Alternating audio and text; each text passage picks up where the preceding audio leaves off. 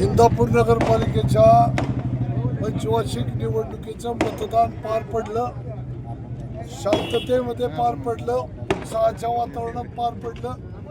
इंदापूर शहरातल्या नागरिकांनी हा लोकशाहीचा उत्सव आनंदाने साजरा केला. त्याबद्दल इंदापूर शहरातल्या सर्व नागरिकांचं या ठिकाणी मी कृष्णा भीमा विकास आघाडीच्या वतीनं मनपूर्वक आभार व्यक्त करतो.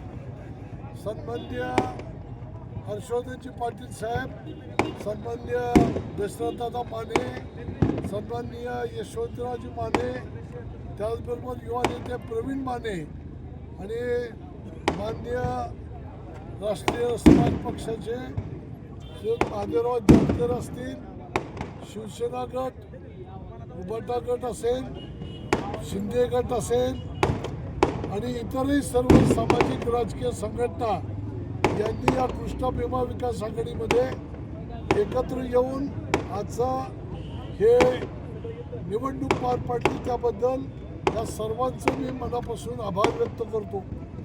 उद्याचा गुलाल हा कृष्णा भीमा विकास आघाडीच्याच लोकांच्या अंगावरती ही 100% आजच्या निकालावर आजच्या या दिवसभराच्या असलेल्या ह्याच्यातून लक्षात येतं.